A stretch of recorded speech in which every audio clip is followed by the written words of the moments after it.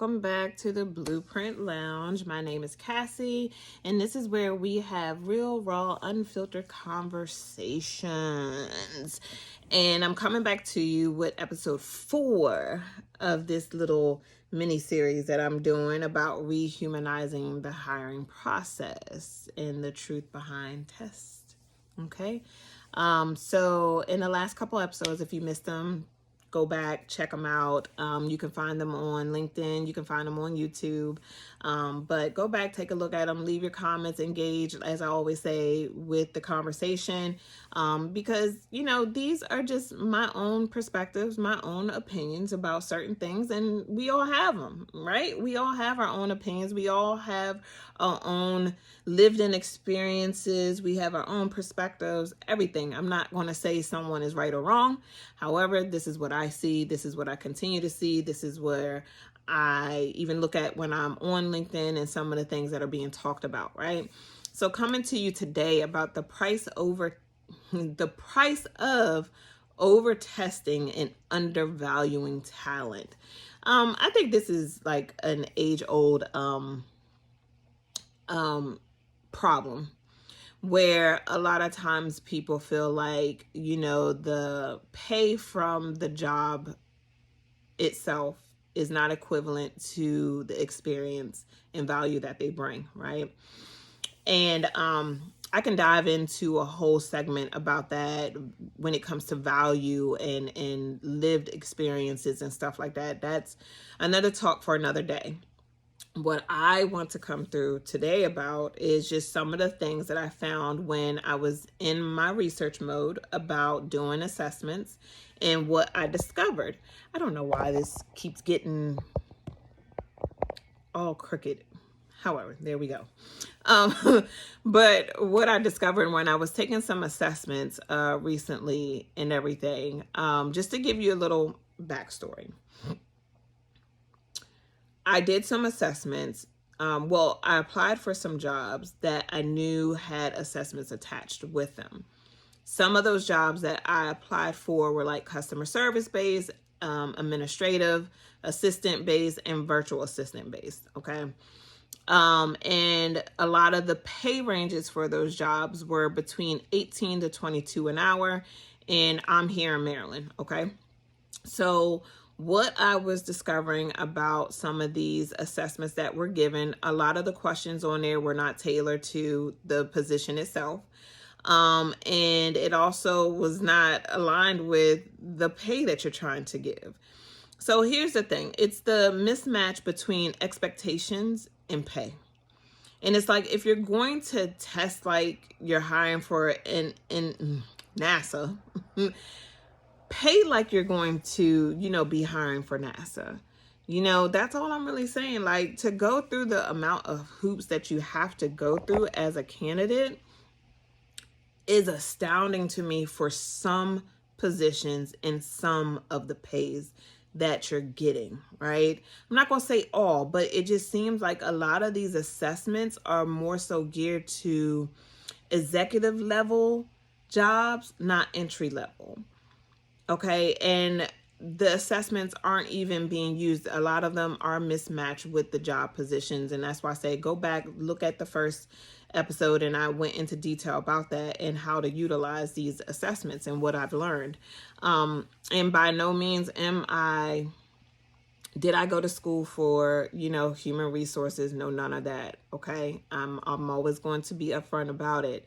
And I don't pretend to play about knowing stuff that I don't know. Okay. I do have a lot of lived in work experiences around human resources. I'm not going to tell you that I was at this top level of human resources. I did a lot of talent and acquisition, training, development. I've done that level. And I've dabbled into how businesses, when you having a startup business, the things that you need to get yourself started up and stuff like that. I've helped, individuals who were nurse practitioners start up their business, got them going and stuff like that. So I've done stuff like that. I have not taken it to the level of everything else. So I'm not even going to play about that. I will gladly pass you off to people that I know.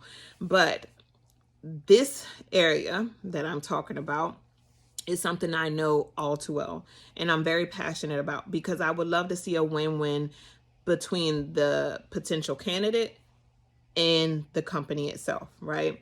So a lot of these assessments, and like I said, and a lot of the jobs that I applied for, they just were mismatched. They didn't match at all. Like, you have me doing this executive level type of thinking and things like that, when the job that you have me coming in at is entry level. And then nowhere in your job description do you talk about the growth, the possibility of growth, the possibility of anything. And then you want to come at me with saying that, oh, and yeah, by the way, this job only pays 18 to 19 an hour, or the job might pay $20 to $22 an hour. And it's like, but you're wanting and requiring all of this. And some of them even have the nerve to require you to have a bachelor's degree.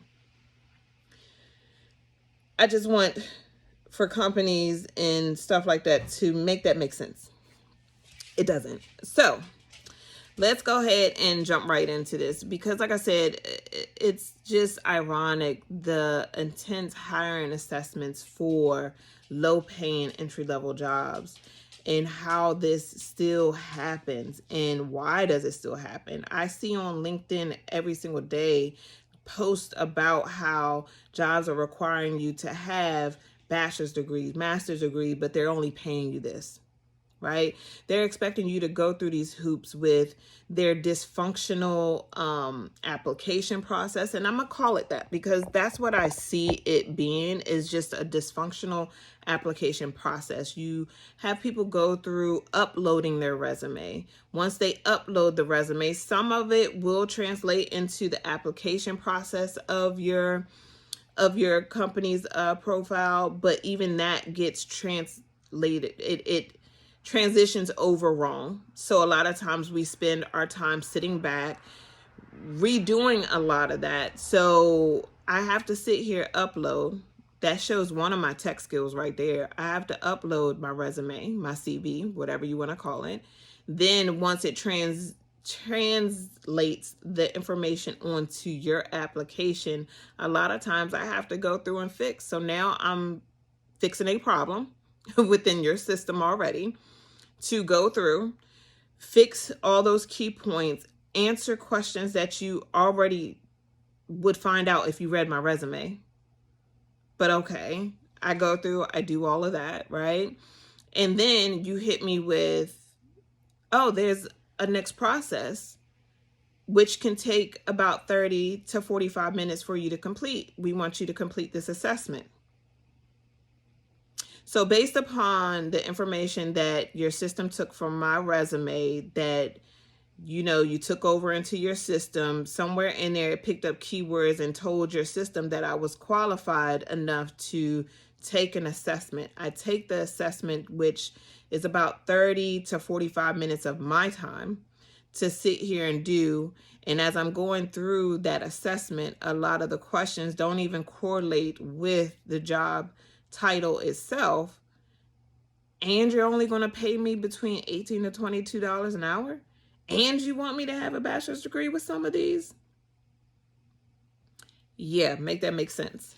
So I just think there's a lot of outdated processes when it comes to the hiring process. And I know that there's a lot of HR professionals out there that believe the same thing. And I know as HR professionals, some have, come out and told me that most times they can give suggestions to leadership and things of that nature. And it's still up to that company's leadership to adapt to, or, go with the model that they're trying to state that needs to happen within that hiring process. But I just don't understand it. That took out, most times to fill out an application, it can honestly take a candidate an hour, maybe an hour and a half, depending upon how sophisticated your system is when we're uploading, when we're going through these processes, right? just for you to generate an automatic message that emails me and tells me, based upon your system's clarification, that I don't qualify for a job that you never even looked at yourself. So it tells me that you don't value not even the candidates who are coming in. You don't value that specific person. So that, again, it's mismatch when it comes to you guys using assessments and it just not lining up with the job itself. It doesn't line up with the pay. And then on top of that, you're going to try to tell me what my value is and in my experience. Yeah, make that make sense. Because at this point in time, I just don't think that you can. That's why I'm such a big proponent when it comes to, if you're going to use an assessment, please utilize it as a tool, okay? You really have to get to know the in and outs of these assessments, what it's asking and stuff like that. Pay attention to what you're putting out there as a company for your products, because even that tells a story, okay? Trust me, I know this tells a story to the candidates themselves, especially ones who are very hyper aware of the whole hiring process like I am. I'm gonna tell you right now, I do my research on these companies. I go through and I look at, their turnover rate, especially if there's been anything that's come up negatively about them. Now, I don't exactly hold it against them, but it gives me an idea, a picture of what actually might be lacking. The way that you post up your job tells a story about what it is that is lacking within the company. It's a lot that I can keep going on and on about that I see when myself, I'm going out here and looking to apply for specific jobs. Your presentation yourself isn't polished, but you're expecting someone to come in polished, and you pay them pennies on a dollar, or you make them jump through hoops and you never even get to know them. To me, that just doesn't make sense. So, I invite you guys to comment below. Let me know what your thoughts are on this, because I know I can't be the only one that sees this. And I also know there's a lot more factors into this. So please don't get me wrong.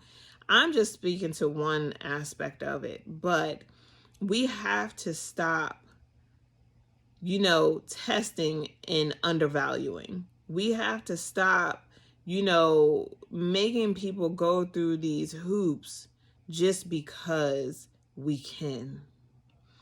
Like I said, again, I think there's ways to go about your hiring process. I believe there's a more streamlined way. Yes, sometimes it can be a little bit time consuming and things like that, but I think and I would hope that the goal is that you can find a good quality employee who's going to stick around and stay with you as your business grows. And like I said, there's other elements behind all of this, and I can go into this in a more in-depth conversation later on.